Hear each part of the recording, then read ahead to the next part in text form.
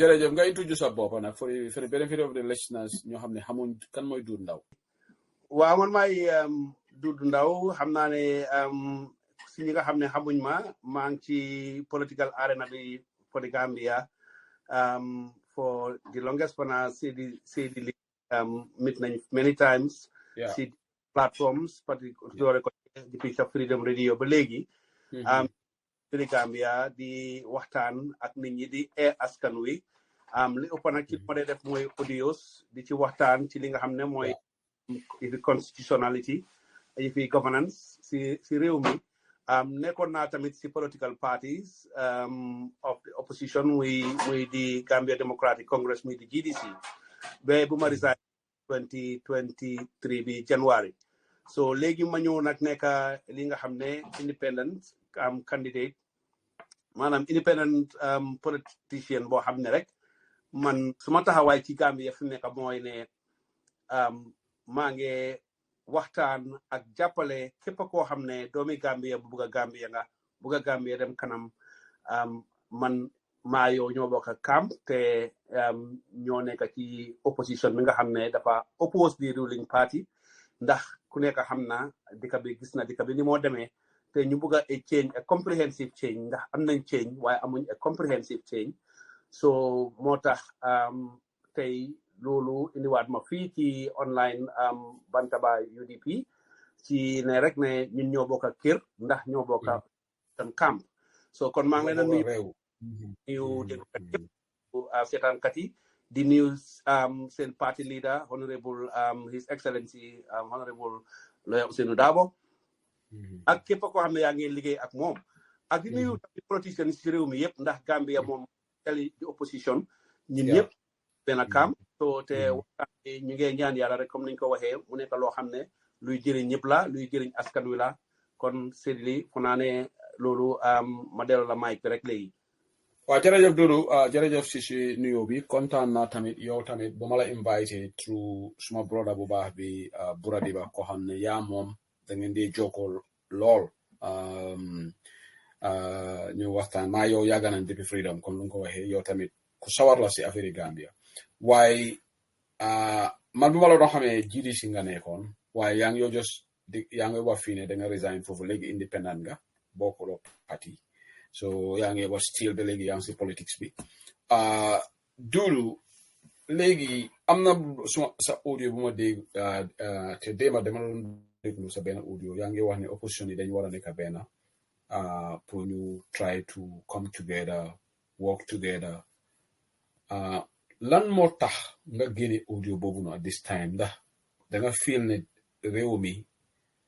fuñ toolu dafa require for unity ndax loolu moo tax nga génne audio bi absolutely dëgg ndax jamono yi toll nii foog naa ne soo bàyyee xel am na ay cross capet yi xew am na ay leaving parties comme suma maas yi nga xam ne bàyyi nañ ca fañ nekkoon taxaw independent toog independent di def suñu analyst ak suñu waxtaan ak askan bi di def mostly yeete programme si programme boobu nga déglu audio bi muy pencum réew mi nga xam ne muy on the YouTube channel si suma tur ma di ko def di yee Gambian si mu nekk loo xam ne 2026 bi ñu ne 2021 safoon na waaye 2026 mooy gën a saf te métti ndax li tax muy demee noonu mooy dafa nekk élection boo xam ne presidential élection boo xam ne fii moom lañoo make it or ñu break ko make it or break it la te demee fi mu nekk nii ñu feel ne niñ gën a teel a préparé rek prepare for 2026 di better ndax 2023 lañ nekk te fi mu nekk nii less than 3 years ñu dem élection te sooy dem bëre ji da nga war a teel a pare teel a def sa practice teel a def sa look at sa weakness ak sa strength yëpp maanaam li la dooleel ak li la yaaxal yëpp ngeen teel koo mun a adresse fi ma dooree nag ci waxtaan woowu mooy rek ne su nit bàyyee political party opposition dem si political opposition loolu dafa ba tey mu ngi di same camp kooku yokkiwut any vote to di ki nga xam ne moo nekk di incumbent muy di ruling party kon kooku la xëy na dafa feel ne am na certain things yoo xam ne feel na ne xëj na happy wu si wala feel na ne fële moo ko gënal fi mu nekka waaye ba léegi jubluwaay bi benn la éene bi benn la so kon loolu su xewee ay ŋaañi wante ay tasaare waruta am ndax dañu war a booloo nekk benn ndax mbooloo mooy doole rax ci doole li nga xamante ne moom moo di opposition bi su fekkente ne nit jógee na ci political party benn dem ci beneen political party loolu dañ war a seet li nga xam ne moom xëy na loolu dina dimbale political party bañ ko jógee ñu seetlu seeni boppam mi xëj na wala gis na rek ne nit ki xëj na dafa am the right to conscience right to association comme section 25 of the constitution loolu moo tax may adresse di wax ne fi ma mun a dooree fi nekk nii mooy di foundation mooy jàmmoo understand ne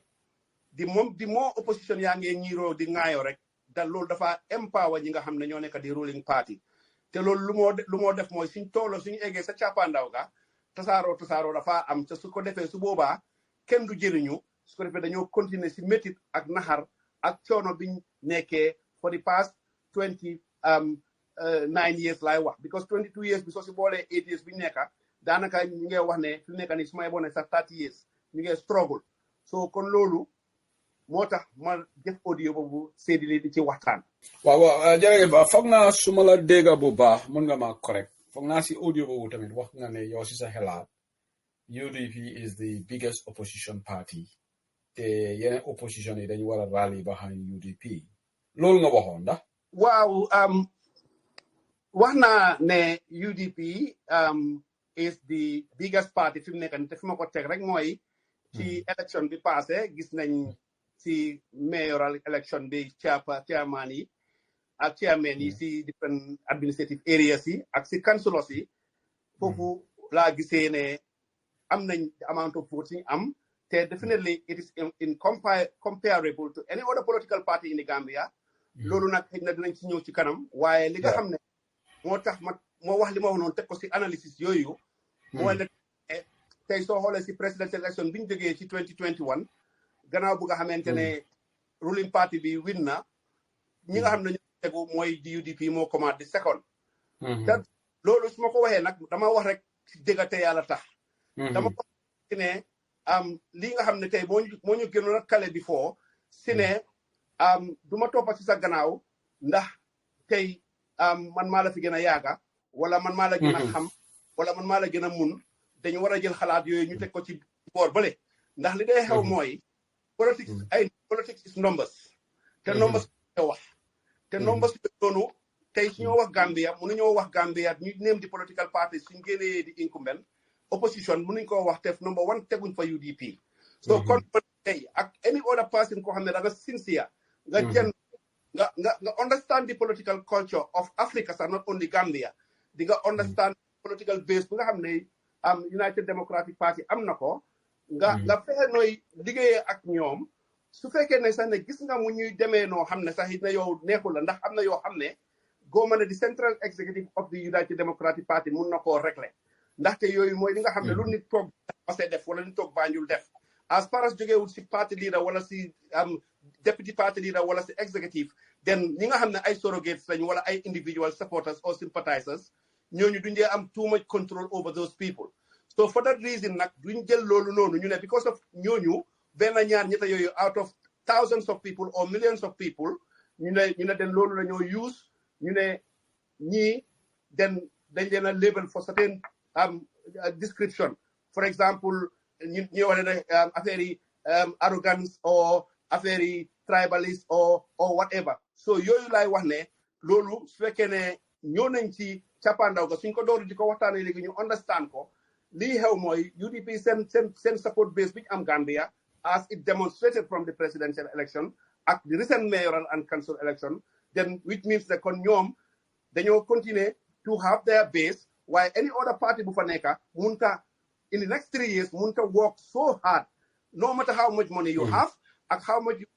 the people pour nga mun a am loolu so for that reason how best can we do to work together with that big majority party with obviously the other small parties are relevant as well they are important but ñu mun a sincere ñu understand ne lii lañ mun a liggéey mbooloo mooy doole ñu àndoo ñu def a very sincere coalition boo xam ne bii dina yokk a doole ñooñu tamit ñu delloo ñëpp seen njukkal maanaam jox leen li nga xam ne loolu lañ yelloo ñu bokk ñu liggéey réew mi mu dem kanam. waaw jërëjëf lu nga wax ne am na solo I hope opposition parties yeeg na Gambia dinañ la déglu ak xel buñ la déglu ak xol because fu mu nekk nii dëkk bi we are in a big mess waaye Dodou lan moo la kontaanuloo si mbiri Gambia fu mu nekk nii on the leadership of Adama Barrow because Adama right now mu ngi on this meet the people's talk fu mu dem rek mu ne moom liggéey na réew mi mu ne moom sa Adama turam mooy Adama Dokula Adama liggéeykat wax na loolu mu ne ñun dañ dee wane menaces yi waaye moom menaces yi Dokula loolu la tudda mu ne sampana ay school sampana ay tali te infrastructure is going so Adama to him the country is progressing waaye yow Dudu dafa mel ni kontaanuloo with the direction we are going lu tax kontaanuloo si mbiri doxin Adama Barrow. jërëjëf Seydi Ly déglu naa ko man sama boppa barki démba Kawur muy waxtaan wax na ba wax ne mu ne moom dafa def développement bu fast ba nga xam ne sax developmental partners yi dañ ko wax ne mu wàññi tànkam waaye dëgg we all know in any governance what is important is whatever you do how does it impact on your people ban outcome la am si nit ñi te ku nekk xam na ne tey Gambia boo fa nekkee o boo fa dee dem ku nekk gis na li nga xam ne mooy économie bi dund bi pricing commodities ku nekk gis na liggéeyukaay yi ku nekk gis na youth unemployment bi for now we have the highest in Africa suñ ko waree ratio as per our population ku nekk gis na li nga xam ne moom mooy health sector bi ku nekk gis na problème su fa nekk ku nekk gis na foo laal rek there is a problem te loolu lu ko cause mooy ne ki nga xam ne moo ko jiitu muy the president Adama Barrow moom dafa understand the complexity of governance te mu ngi bugg a siisu toog si loo xam ne comme bugg a dawal moto te mënuloo drive basically because if you don't go to the training and learn how to drive so doo mun a moto buñ la jox lu mu rafet doo ko mun a moto buñ la jox lu mu gaaw doo ko mun a yóbbu so this is the problem bi nga xam ne moom lañ am because most of the people that are around him particularly the cabinet ñoom tamit kenn ku si nekk da ngaa sikkiyoo sa teño da ngaa sikkiyoo sa boppa so li nga advice di dafa nekk loo xam ne dafa dem ak yow sa own interest departmental interest waaye whether all those decisions yi nga xam ne ñu ngi koo def is going back to the president yi nga xam ne moom la nit ñi taana because moom lañ elect def ko mu nekk njiiti réew bi so ndax ñu ministers ak those departments ak agencies li ñoo def what impact does it have in the Gambian people for example also we know ne every year they rain Gambia for naa man before ma juddu ba léegi ñu ngi rain Gambia every year ñu am rainy season we all know the rainy season is not to us since when Gambia become Gambia ba léegi is rainy why don't we prepare for the rainy season why do we still have those poto why do we have those increase in mosquitoes why do we have those xam nga life standards yi nga xam ne we just accept it for ne rek ne it is normal we see how Senegal is an example and Kenya you see how their development is going you see how their administration is reflective to the people ba nga xam ne nit ñi ñu ngi mun a make some choices so why ñun Gambia ñu war a toog rek take everything for granted and accept ne rek ne yes this is what we should continue to have that is why man d'accorduma si li nga xam ne loolu la président Adama Barrow di yóbboo réew mi depuis bu mu jëlee teño bi si 2016 ba léegi gisuma loo xam ne I can tell you ne is impressive just another one recently nii rek bi nga dégga di former président def naa si ay waxtaan is on the channel bi I mean but there are so many things you want to discuss you war a National Assembly war a prioritize January mu right now January mu ngi ñëw gis nañ moto yi by end of December license war a renew it's all from January to December dégg nga we need to think about licensing we need to think about renewals all these things munuñ ko administer properly sax what are some people dañoo toog ba March before ñu mun a renew seen which invalidates their insurances for example ñi nga xam ne change seen driving license da ngaa dem si police station si da ngaa pour rang for 2 to 3 days balaa ngaa mun a make loolu happen so all this administration things nga xam ne they are as minor as that but very important for the people dégg nga mu ngi affect the development so kon yii nii man su ma waree ànd ak kooku for whatever reason dama fa ne kon damaa dem for my personal interest but not in the interest of the people. Well, Dudu, am na areas yu bari nga laal le former president's bill bi loolu su ma ko xalaatee sax dama lay wax ne dëgg-dëgg ñun jàngkat yi ñun war nañoo xalaat suñu on the day of judgment because justice minister bi dañ dee wax baro waaye baro lu binda bill fii ñan ñoo ko binda mooy technocrates yi solicitor general ak attorney general minister of justice Dawda Jallow ñoom ñoo draft li and they did certificate of urgency waaye another important area problème yi Adama Barrow ndax xama ndax loolu dafa lay jaxal corruption bi nekk si nguur gi dañ dee dégg ay scandals auditor general's report bi moom fa these are not allegations waaye Adama du kontaan be moo af mbiri corruption scandals upon scandals in government demba laa rey upon Gambia page benn si waare ñu ne another 3 tons of cocaine xawma gaal bu jógee Gambia ñu téye ko fal Sénégal so Dudu dëgga nguur gi dañ yées Adama mënut a yóbbu réew mi dafa mel ni lu nga how you describe it so bëgg a dawal oto amuloo driving license moto bi lu mu rafet mënuloo ko yóbbu waaye léegi ñun dañ am jiit boo xam ne munut waaye te du bàyyi mu ne moom dafa neex because xam nga pour nga nekk président Africa Dudu waaye yow tamit neex na lu nekk free yaa ngi am salary bu du jeex yaa ngi am 150,000 every day so ñun problème bi mooy Dudu lan lañ mun a def ba ñu make sure ne Adama ñu arrêté ko 2026 because ñeneen ñi ñu ngi wax ne IEC problème la as long as IEC réglé wul maybe Adama dafa wina 2026 yàlla tere but some people have this fear so yow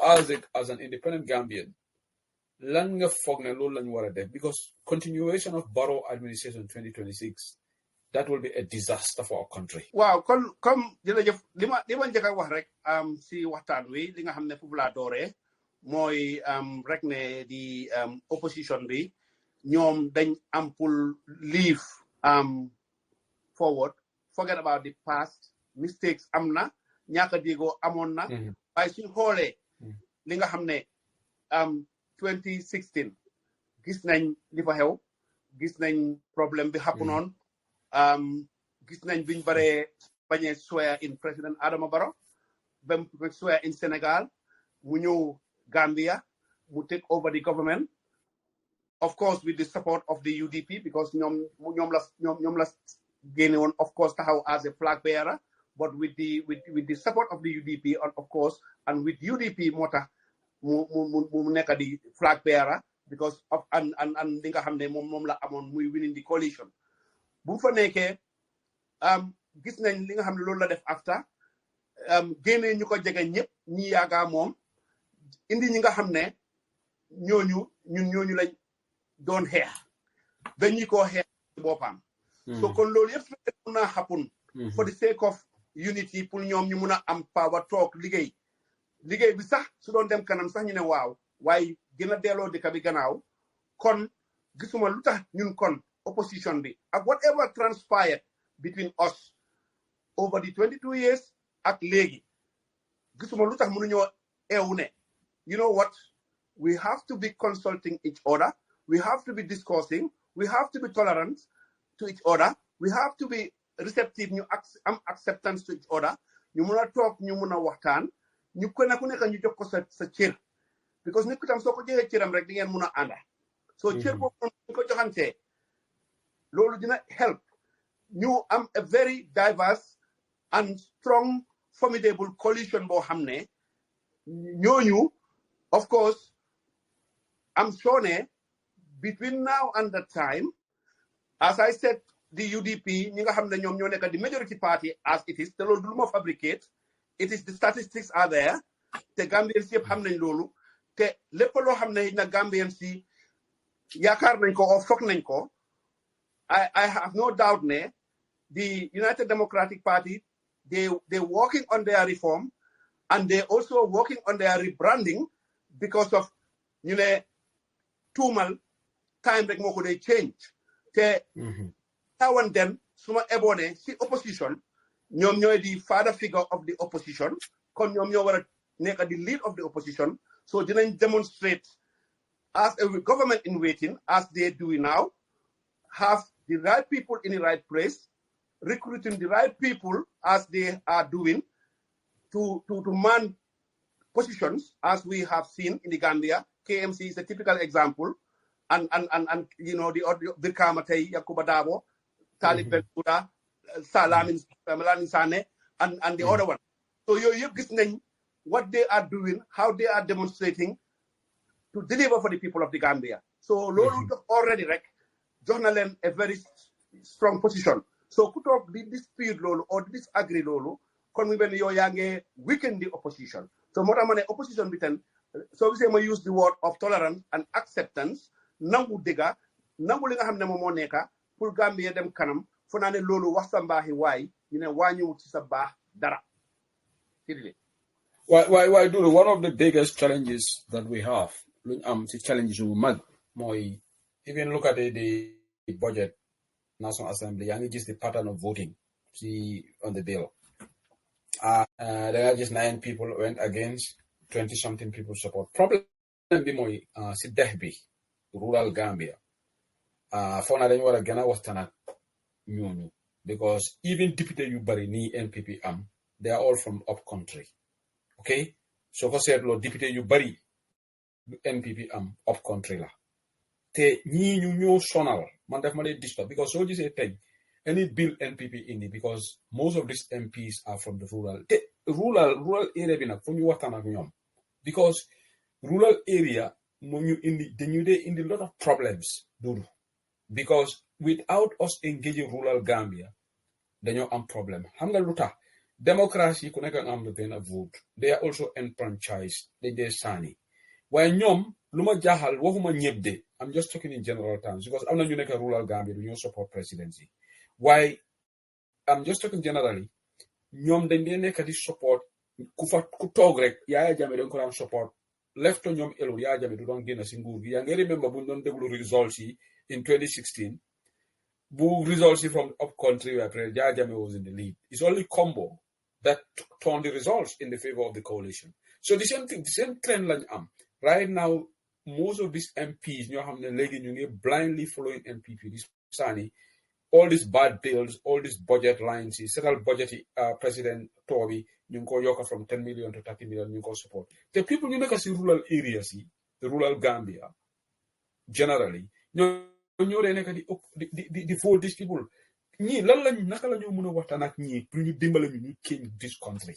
because ñoom every time ñu ngi toog ne ñun dañoo toppa ku fa toog ku nekk ci njiit daal yàlla mu ne bul ko against njiit ndax Doudou this is not a concern for you man lii def ma dee disturb because tey bu ma doon déglu néegi député bi I felt very sad because most of these MPs are from foofu la NPP win foofu la ñu win even in local government election fan la NPP am 6 because West Coast winuñ fa KMC winuñ fa Banjul winuñ fa LRR winuñ fa where did they win ay Bassey la CRR and all this. When are we going to get these people to be on the same level with us, Doudou? For you understand that this is not about Yefi tribe. This is about country. Because you buy Yefi tribal voting and JDF. Tribal voting. Absolutely. I mean, Lolo, I'm going to start, Mom. I always say it's an African problem because when I say Senegal, all of it, ñoo fa dee gën a mun a jiitu because su passé président Senghor bi nga xam ne moom moo nekkoon séeréer bi sax xëy na Christian so da nga after moom ñi dee ñëw yëpp ay olof lañ dee nekk because of majority of Senegal olof lañ nga ñëw Gambia we have this thing about the Fullers and the Mandinkas because of course ñoom tamit statistically ñoom ñoo fa ëppa waaye soo xoolee tamit with that the statistics of the Fullers over 30% and the Mandinkas over 30%. So yëpp ñoom ñoo ko share. Te the same thing na moo nekkaat in Kenya. Gis nañ di ak yeneen luwa yi problème bu ñu dee am. Gis nañ Ruto right now ak Uhuru Kenyatta groupe am bi ñi nga xam ne ñoom ak the other group of the opposition ñoom Raila Odinga so loolu yëpp soo ko xool di nga understand it's an African thing ethnicity ku nekka fi nga gën a bokk foofu nga dee gën a jàppa waaye fi mu nekk nii man dama believe ne as we stand loolu nga xam ne moom moo nekk di ethnic connectedness boobu noonu loolu pour mu change sax is gonna take decades for change of culture and change of mindset but politically the political culture fi mu nekk nii dañ so nit ñaa soona so nit ñaa xiif nit ñi ñoo mar so nit ñi fi mu nekk li ñu war a seet mooy kan moo ñoo jëriñ kan moo ñoo indil loo xam ne dinañu génnee fuñ stage bi ñu nekk nii yóbbu ñu si another level te loolu noonu suñ ko waree def te foog ñu that mindset behind seet ñi nga xam ne ñoom ñooy taxaw comme tey su coalition ñëwee taxawal koo xam ne is a good candidate well educated well experienced pour run a specific area so ñoom buñ jël ne kii mooy suñ bokka kooku la ñoo taxawal tey ne kooku su demee si parlement bi most of those MP yooyu jógee ci koog yi nga wanoonu bu ñu nekkee ci parlement bi sax duñ dee wax they always quiet so they don't participate so they were just voted to go and get their prados and get their monthly allowance understand so si koog yow sa gerte sax duñ ko mën a jaay properly duñ la jox njëg bu baax last week rek maa ngi ne ba léegi gars yi jaayaguñ feeguñ leen ba pare maa ngi dégg ne ñoom si seen boppa alaawuñ leen sax pour ñu jaay outside di Gambia maa ngi dégg benn bataaxal boo xam ne indi radio ne kuñ si jàppa ngay génnee sa gerte ba jaay beneen dëkk nañ la teg daan nañ la teg si loi so loolu lañu wax ñu leen a threaten so ñoom ñi nga xam ne ñoom ñoo nekk si kaw gi ñoom ñoo gën a tee soona sax ñun ñu nekk ci teeru because ñoom nekk ci kaw gi ñoom su ma eboon ñoom ñoo amee Gambia ñoom ñooy béy ñoom ñooy defar dund gi ñoom ñoo koo béy te ñoom ñoo nekk di poorest because most of them amuñ courant most of them dox dégg nga dañ am pour def ay kilomètres sax pour cast a vote for election so léegi yow dem sa doomi school di xale yu ndaw at the age of 8 9 dégg nga dañoo dox ay kilomètres pour dem school so loolu noonu yëpp yow bi nga xam ne yaa ngi dem ñi nga xam ne yaa ngi leen a empower all the time nga ne doo leen against ko yàlla moo leen fa teg yàlla boobu is yow yaay yàlla boobu noonu so ñun ñoo represent yàlla ñun doomi aadama onsanga so wama xarax naa bari adama la yàlla wax nadu nga Quran wax ñun gën a bugg si lim binda so kon ñun ñoo ko represent kaw suuf so ñun ñoo yàlla yooyu ñun ñoo existence yooyu daf ñu jox xel pour ñu xalaat daf ñu jox pour ñu seet li nga xam ne loolu lañ bugga loolu la suñu bakkeen yi soxla pour ñu make based on that kon ñooñu nekk si kaw gi li ma leen a wax mooy and I can see it change definitely I must applaud some of the areas for example the North Bank side gis naa ne mu ngi change a lot because ñu ngi eewu te li ma leen wax rek lopitaan school liggéey seen doom yi ak yooyu noonu yëpp gis nañ ne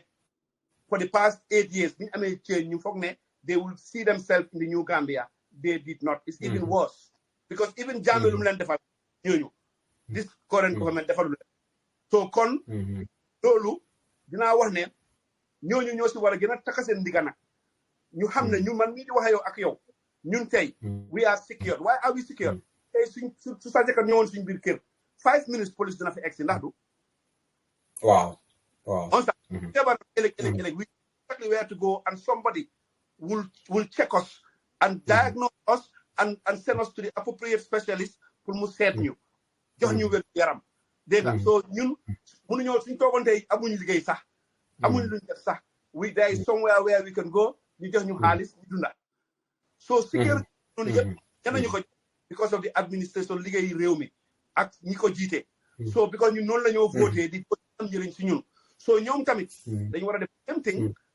teet ñi nga xam ne suñu leen tànnee teg leen fa ñooy jox seen doom yi school yu jege ñooy dimbale gaay seen mbéy mi mu yokku dégg nga ñu mun a am more production ñu mun a jaay ñu mun a am xaalis beta ñu am courant am ndox suñ feebaree am lopitaan yu dem seen jigéen ñi suñ biiree war a wasin duñu leen teg si ay saret wala ay carrosse wala ay moto yoo xam ne dañ koo puus mu taaka so all these things ñoom ñoo mun a xam ne ndimbal daf ci war a fekk loxol borom so ñoom dañ war a taxaw femme especially di rural Gambia ñu make sure ne élection bi ñëw 2026 képp koo xam ne opposition bi taxawal na ko fa mu nekk viable candidate bu baax pour opposition bi and by then inshallah I have no doubt ne dinañ waxtaan dinañ déggoo ñu àndoo ñu liggéey su boobaa ñu génnee fa di fa nekk mu am seen mu nekk seen njëriñ ñoom nekk suñu njëriñ ñun ñi tam ñu sori ndax ñun ñi tam sori li tam mu métti ñu ñun we are too much of half of lu ñoo aan yëpp we send it to Gambia to feed families to support every time uncle call la tanta call la bàjjen call la so all those support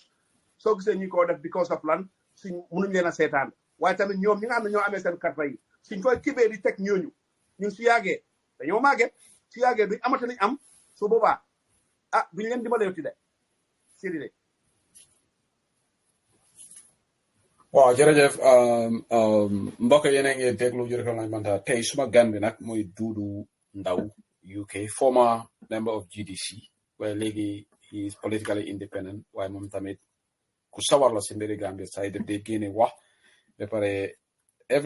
saa su génne rek daf di wane pour ñu mbanko ñu nekk benn te anything loo xam ne gis na ko loo xam ne jaarut si moom si xalaatam daf ko dee wax maa ngi ko gërëm te mooy suñu gan Jërëjëf Lañ Bantaba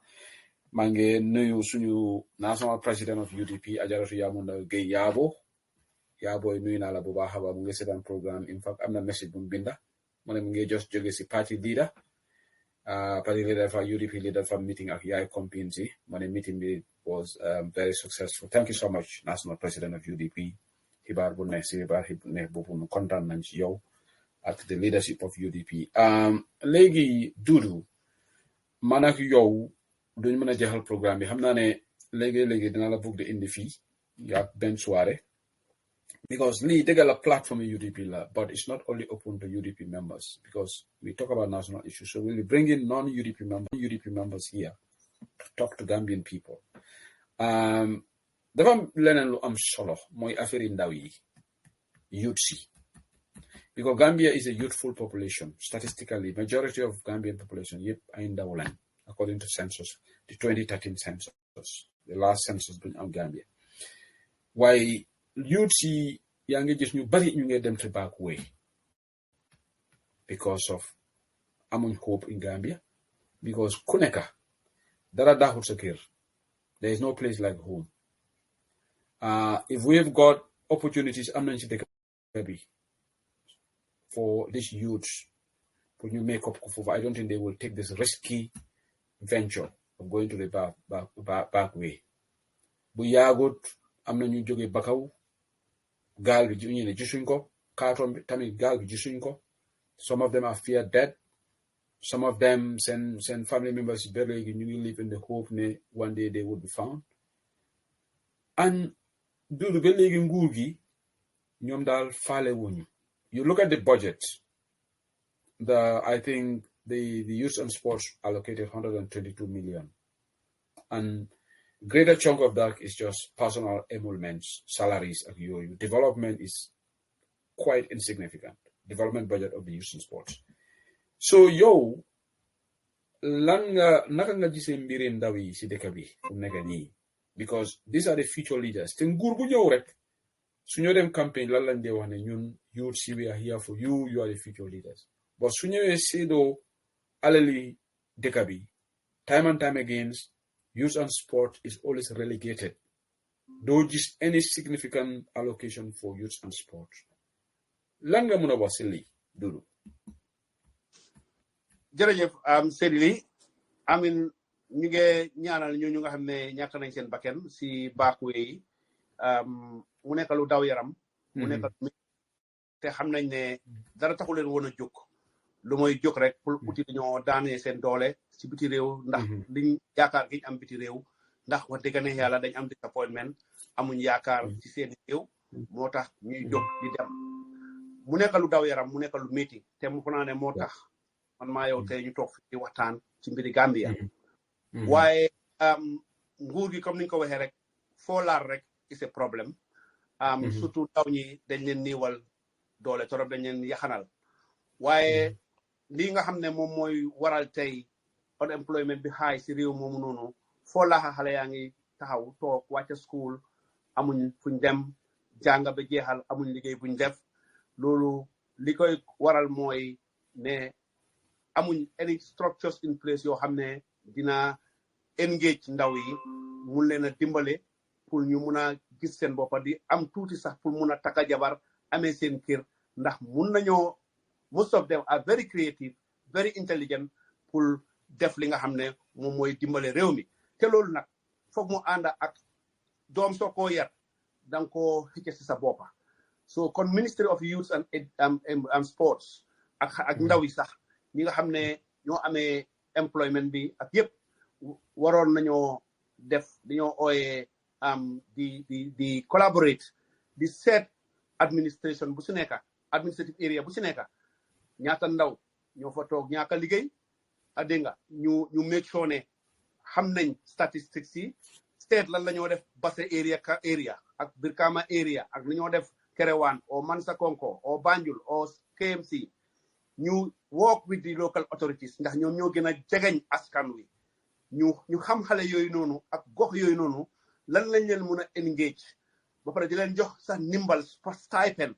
maanaam support boo xam ne tey comme fii danga dee dégg ñu ne apprentice amin su fekkee ne tey ñu ngi la yóbbu ji technical training institute xëy na am na xale yoo xam ne seen loxo daf moo gën a baax seen xel mi they can do technical work ñu leen a jox some allowance pour benn 6 months ñu jànga benn métier suñ paree once nga dugga si métier boobu so dañ si gis loo xam ne di nga ne man kat I don't need to go to Europe because now I know how to make a table now I know how to make a chair or I know how to repair a vehicle so su ko defee ñoo kooku dina dem ubbi garage am wala mu dem ubbi atelier am di defar furniture yu nice su ko defee muy see am xaalis during that course of the training moo xam up to 1 year or up to 6 months government mu leen dimbale ci loo xam ne at least ñii bi benn 2000 dinañ ko téye or 3000 moo gën ñu nekk foofu di yokk seen fay ñoom so loolu dina reduce a lot si traveling bi ndax di IOM that organisation nga xam ne moom moo amee International Office of Migration dañ dee support government international partnership dañ dee support government pour wàññi li nga xam ne moom mooy tasaaroo bi ak especially the back way using the river because def bi am nekkul na ñun rek la lay affect sa Gambia waaye dafa affect yëpp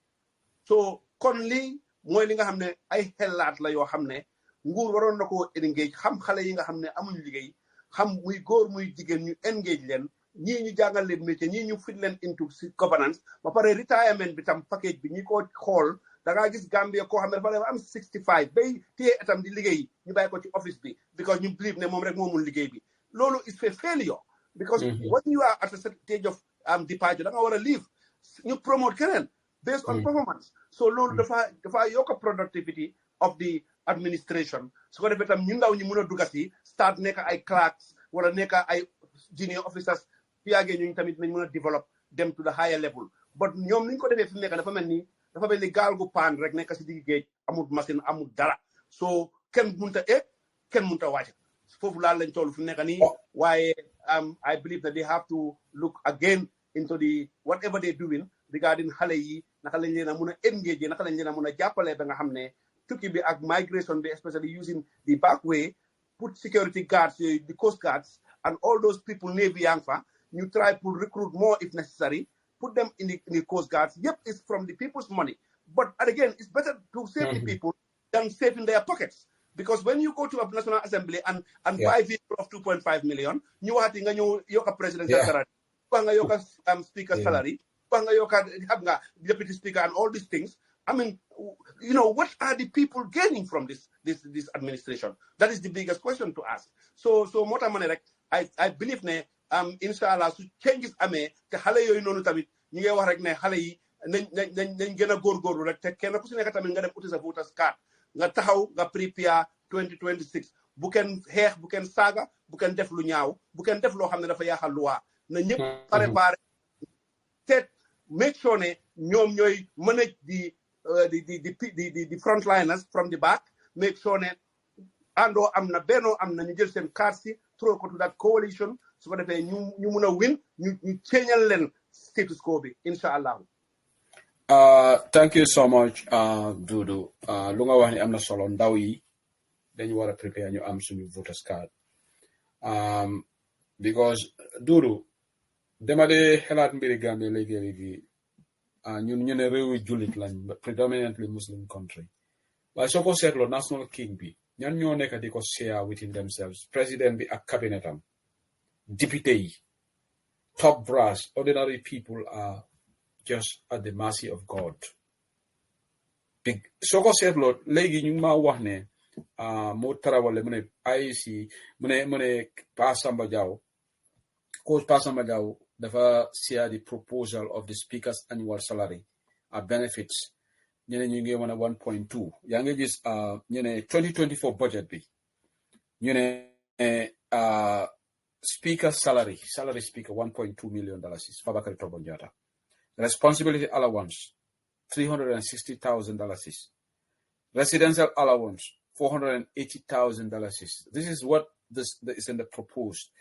deputy ñu ngi defal because ñoom ñoo dee prepare seen budget what people have to understand yes finance minister ñoo dee def lii waaye léegi député bi ñoom ñoo dee prepare lii dugal ko si budget bi so lii moom doo mën a blame finance minister for this is the National Assembly